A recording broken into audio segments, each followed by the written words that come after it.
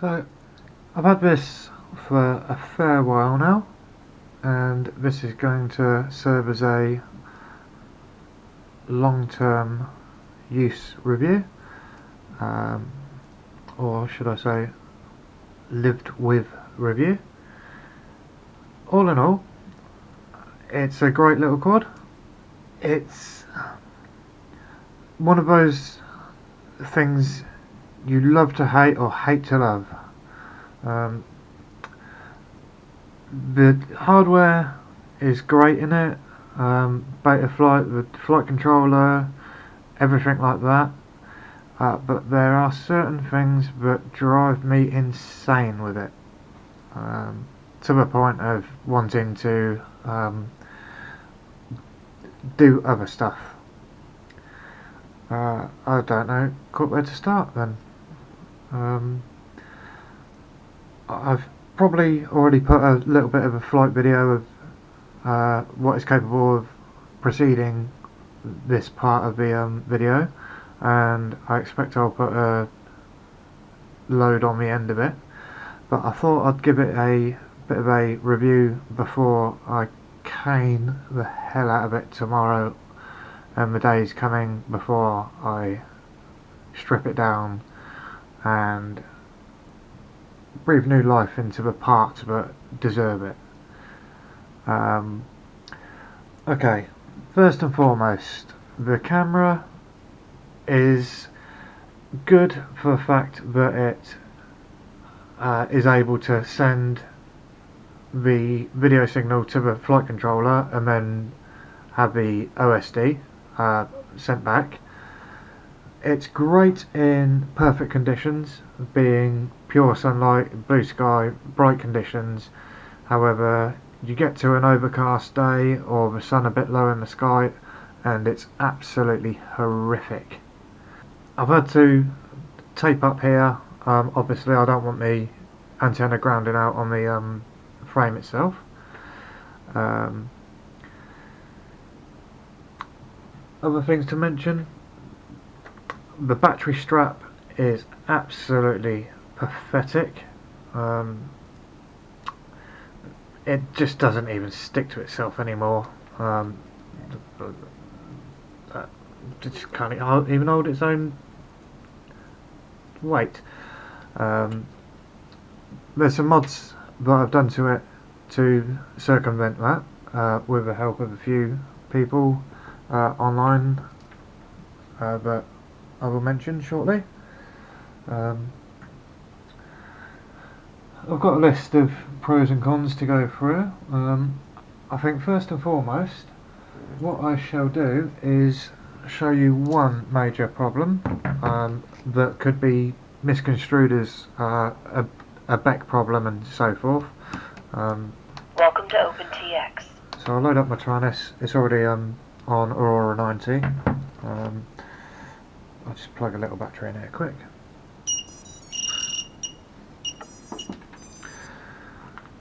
Okay, as you probably see, for some reason I've put the quad away from the transmitter.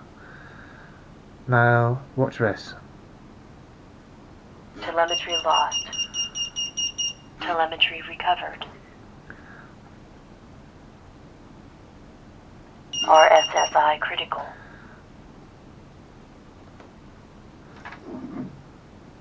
Telemetry lost. Telemetry recovered. Okay,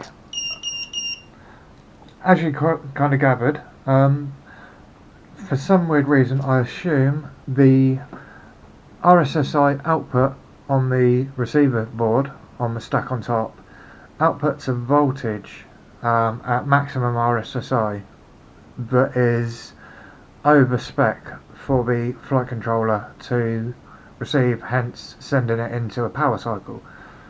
That harks back to what I said about maybe it being a battery eliminator circuit problem.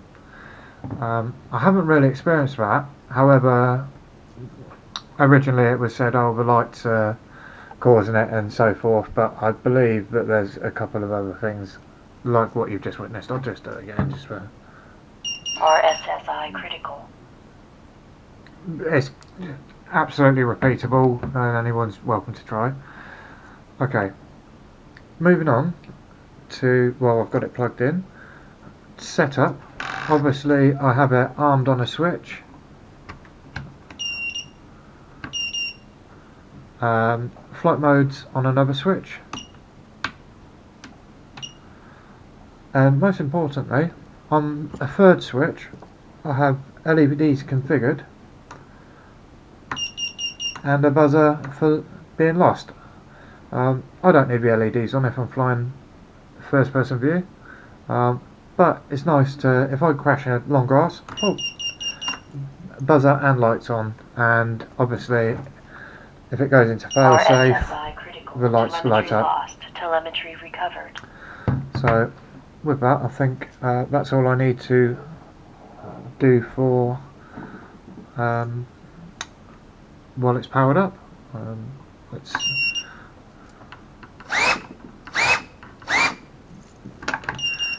very powerful quad, being 7500 kV 1104s on 2S.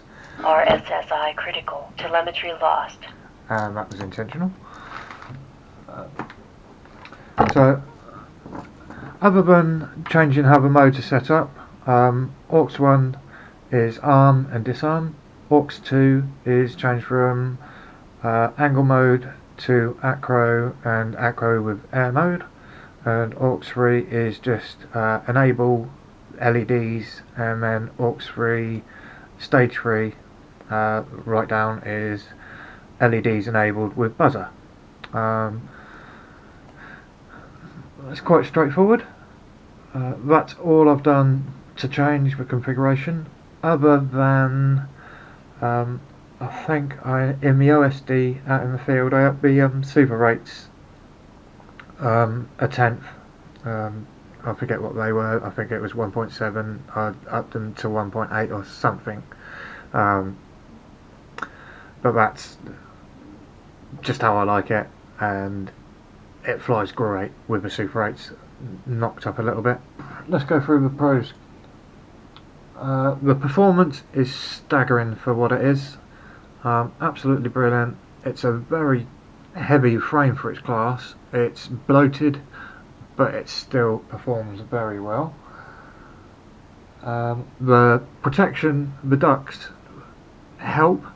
They're great in one aspect. In another, they are a detriment because it's weight, and the way that it's constructed, they can destroy props quite easily with these things. The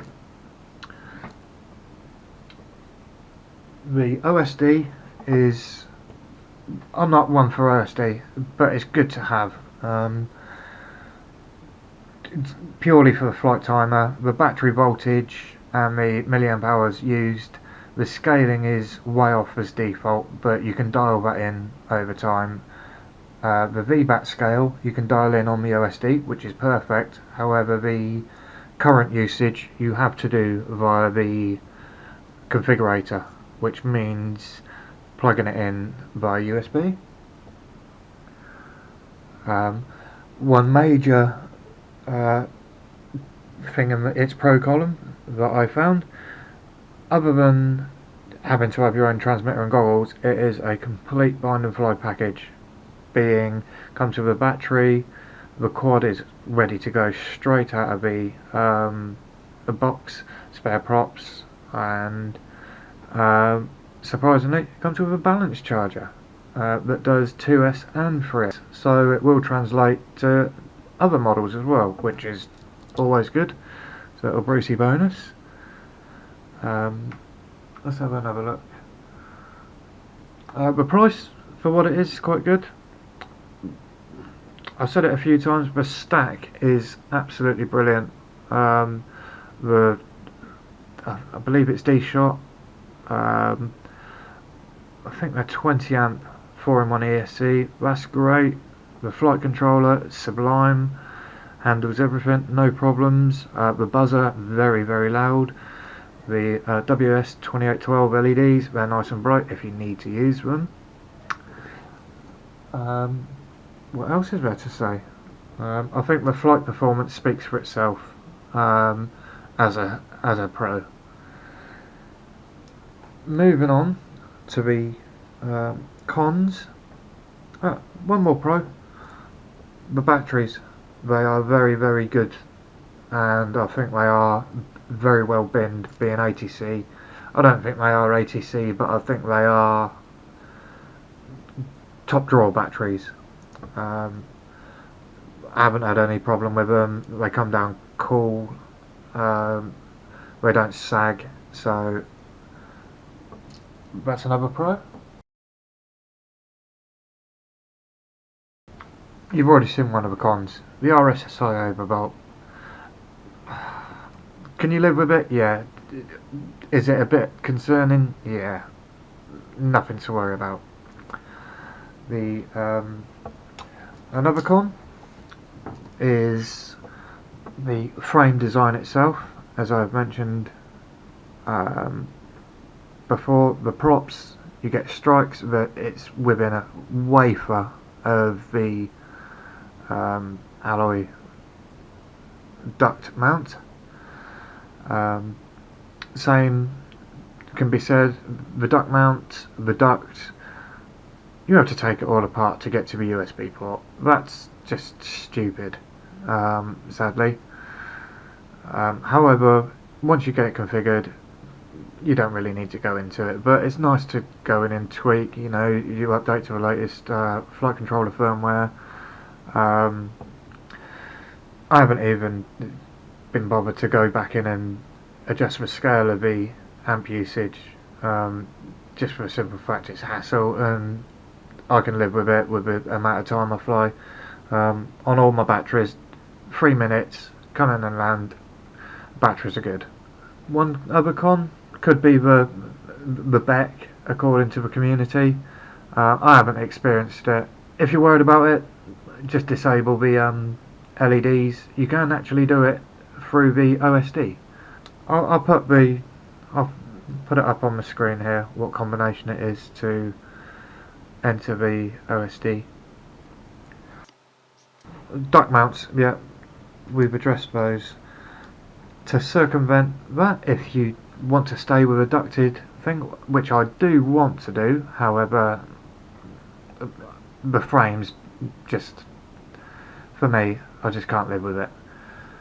These are by user on Thingiverse, or author on Thingiverse, called Empher. I'll put the link in the description. And what they replace the alloy mounts here. They screw into the bottom plate as normal. However, instead of the screw mounting on the inside, it'd be a bit awkward to do them, but they sit on the outside. So all you've got is a little screw head on the inside instead of these mounts, and you may well be able to get a lot, complete clearance instead of having this big chunk of aluminium, anodized aluminium there. That's one little thing to do. I was going to do it. I'm going to change my frame. The other thing is, this is a little battery clip designed by a guy called Zyphobuzz. Likewise, once again, I will leave a description, a link in the description, and all it does is slots into these gaps here very, very easily and holds your battery in place. It works absolutely wonders. I have put some like rubberized sticky back stuff just on here to grip the battery, and I leave this on here just to keep the cables managed. It doesn't serve any other purpose now, and this was the only option, as there's no other way really of putting a proper velcro strap in here. There's space underneath the stack, but there's all these little spurs in my way. You might be able to open this up, but I mean, it's something you shouldn't have to do, sadly. But this is a great mod. If you haven't got a 3D printer, maybe go on I forget what it's called, Shapeways, or find someone who's willing to print you one up, or a local printer. I printed up a couple. I'll keep a couple of spare in case I break one. But that really did save me a lot of hassle. This stupid Velcro strap. Using wishes and magic would keep the battery on better, sadly. The camera mount, that's wishful thinking and magic that keeps that on out of the factory. It's just a sticky back or double-sided sticky piece of foam. So what I've done is just run a cable tie around it and held it flush, and I've also ran the Free Sky antenna up it and heat shrunk it on. That brings me to another con, which is the UFL connector. Yeah, that's what you get. However, it could have been supplied with a bit of hot glue from the factory to keep it on. It's popped off once or twice with some violent crashes. Alright, moving on to some more pros and cons, or cons. Well, actually there is one more con. These stupid propellers. Maybe I had bad luck to begin with, but they are just so flimsy and weak. One look at them, I don't think I've even had one proper flight with them. They just destroy themselves. Beforehand, other reviewers have eaten them up. When you do an aggressive move and you come straight off on a punch out, they seem to flex back into the duck mount once again. However, you are spoilt for options. You have the DYS 2030 tri-blades. You have Racer Starr 2035 5 blades, and what I have been doing is going to the 1935. You're only losing a very, very marginal amount of surface on the propeller, but it seems to circumvent quite a lot of the problems with this duct mount. The performance is absolutely on it. I'm so happy with these 5-bladed 1935s that I'm not intending to go to anything else, and once I change frames I will probably stick to these. I've stocked up on them. I may try the other propellers just for variety as a spice of life, as I say. And these 1935 tri-blades from King Kong, I believe they are for the King Kong Q90 and GT90. But I've yet to try these. Like I said, I'm just so happy with these. They suit me perfectly. With that, I think I have one more main thing to address with my living with review of the Aurora 90, which is batteries. I have a few different types. Okay, the original Aurora 90 450 milliamp hour 2S ATC, absolutely fine. I have a stack of these. They work all day long, absolutely perfect, absolutely fine. However, early on, stock was an issue, so I had to look elsewhere. When I got the Aurora 90, I decided I'll just give one of these Charsoon 450 milliamp hour batteries a shot. It's 25C. Don't bother. Full charge, one punch out, it just sags to LVC, and although if you're ginger on it on your first flight, you can eke it out to 3 minutes, but you just don't get the performance out of it like you do the OEM battery. In my stock of batteries, I have Zippy Compact, and I decided one day I'd give this a shot.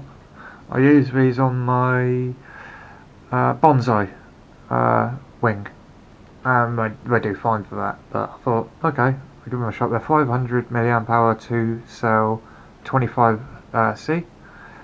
Exactly the same problem as the Charsoon, they just sag so badly, they're not worth it. So do avoid those if you are going to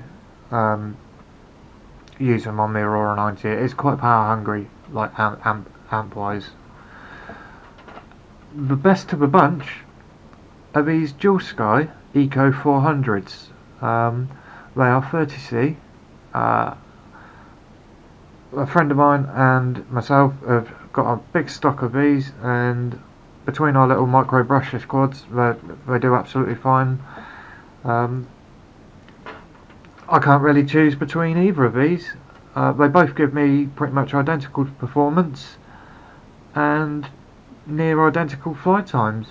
So what I'll do is I'll link both of these. I'll link all three of them, or the Charsoon, because you might get these cheap and they might be good just to putz about with, and get your eye in for a couple of batteries, and then you keep these for really going at it.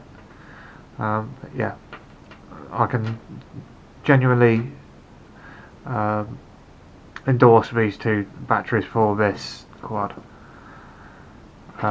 These batteries may become better with what I intend to do, but as this is configured as standard, these are the ones that you need to go for. And finally, I believe I've covered everything else. So this is going to get its swan song very, very soon. Oh no, I haven't. I've missed one main thing. This camera pod. That's just wedged in between the ducts with very bad milling. I don't know if you can pick it up on the camera, but it's flaked out on two. I've had a couple of crashes where I've been doing acro over a goalpost and swings and stuff, and I've come down and I've hit this top camera protector. It's protected the camera, give it that, but it's ripped the whole pod off the top of the quad. So much so that I put it back in and it doesn't even fit in there. It was wibbly wobbly, so I had to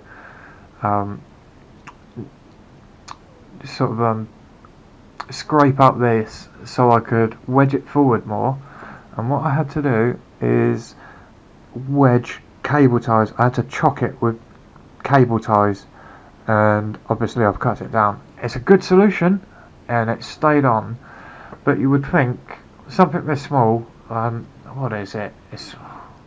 I don't think it's about 80 grams at most. I forget. It's very light. You would think any amount of force on here crash would just make this flip over and knock it out of the sky, but no, it's ripped this off. There must be a better way of doing this in the future, and the camera is exposed to that degree,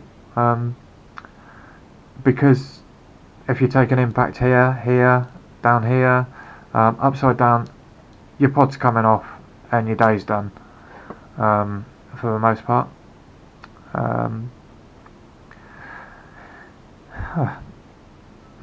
Very, very sad, because this was a very promising prospect for a quad that you could just knock into stuff. I believe there is 3D printable duct and mounts and stuff for the camera. I just want to move on. I'm going to take all the hardware out and I'm going to put it to better use, and that brings me to the point I was going to get to. This is an Aurora 100mm frame. Everything on here will go straight on here, no stupid ducts. The camera will go in the front, it'll be protected, it's not going to come flying off if you have a bit of an impact. Your props are going to be exposed, but nature of the beast, that's going to be good fun.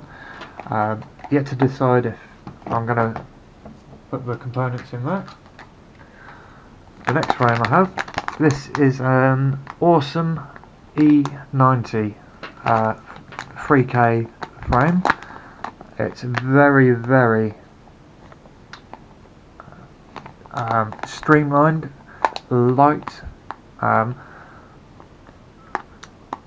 The performance factor is going to go through the roof, changing from this frame to any of the others that I'm showing.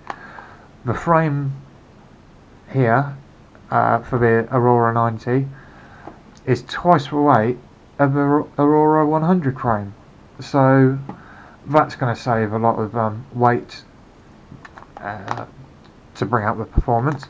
This, I believe, is going to be even lighter.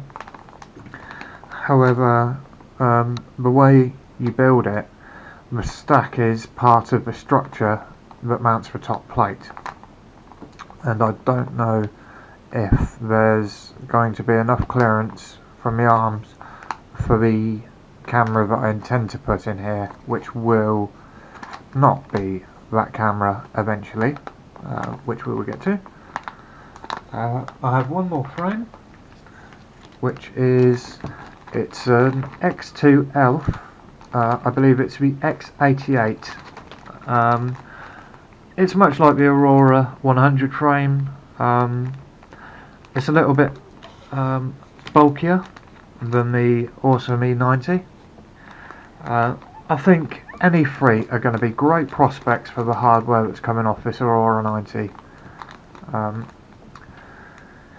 My main bugbear with the hardware, ignoring the frame, is the camera. Now that Runcam have got the Micro Swift out in the wild, I have one on its way, so I'm either going to, I think I would like to keep this transmitter and make use of it, but I have a King Kong FPV camera, a little CMOS, which is going to be easier to remove the CMOS camera and wire it in to the micro Runcam, and I intend to make use of the OSD pass-through, which is already set up on here. It's just a matter of cannibalising this cable. Relatively straightforward. It should fit in these frames, depending. I hope it does anyway. I'm pretty certain it's going to fit in this and the Aurora 100 frame, and I would be surprised if it doesn't fit in the awesome E90. I hope this has given you a bit of a insight into this quad that I've lived with for now. It's been getting on a couple of months. I've been flying it into the ground and I've been having great fun with it. I love this quad, but I hate certain things about it. It will be reborn in a new frame with a better camera, and it will become the ultimate micro sub 100 sized quad. If you're looking to get one and you're on the fence, it's got its misgivings. You can work around them. Would I buy it again? I probably would. I would probably buy the Aurora 100, to be quite honest, actually. It was just the ducts, being able to knock into things, and even knocking into something. I knocked into something soft flying in the garden one day. It just ripped the prop off. It was stupid because of this.